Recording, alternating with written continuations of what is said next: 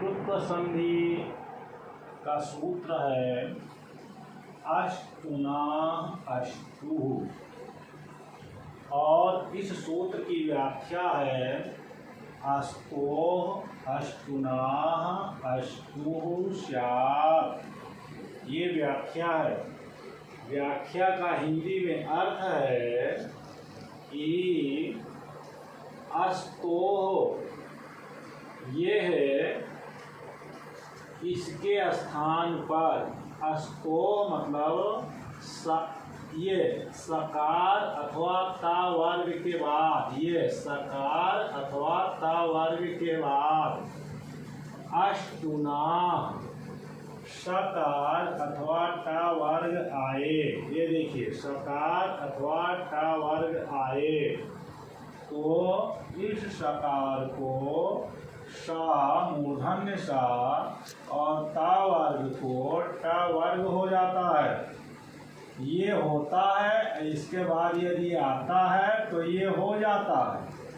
ये होता है ये अस्तो, और इसके बाद ये अष्टुना ये आता है तो ये हो जाता है। अस्तो के बाद अष्टुना आता है तो अष्टु हो जाता है। अब अस्तो समझ लीजिए क्या है। अस्तो शकार और ता वर्ग, यदि ये है पद के अंत में यह वर्ण आता है और उसके बाद में ये आता है शा मूर्धन्य शा और टा वर्ग, ये आ गया। ये वाला सूत्र का जो बीच वाला हिस्सा है अगर ये आ गया तो इनके स्थान पर क्या हो जाता है अष्टु, अर्थात शा और टा वर्ग हो जाता है। अब शा का शा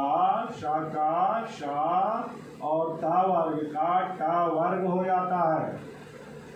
उदाहरण देखें, रामश धन षष्ठः, ये शा के बाद जो पहला यदि शा के बाद शा आता है तो शा हो जाता है। इसका उदाहरण देखिए, यहाँ शाह है, ये वाला शाह जो यहाँ कह रहा है, यदि शाह के बाद सा आता है तो शाह के बाद सा आ गया तो इस शाह का क्या हो गया, ये मूर्धन्य सा हो जाता है। इस शाह का के बाद ये सा आया तो ये सा हो गया। सकार के बाद सकार आया तो ये सकार हो गया। तो रामश षष्ठा रूप बना। अब यदि सकार के बाद टा वर्ग आता है, यदि सकार के बाद टा वर्ग आता है तो भी शा हो जाता है, मूर्धन्य शा।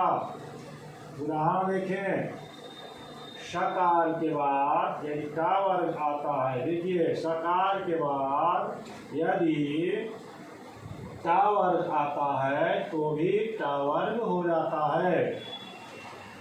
अब इसका उदाहरण देखें, रामश सकार है, इसके बाद टा वर्ग का वर्ण टा आया है तो सा का भी, तो सा का शा होकर के रामश टीकते रूप बना।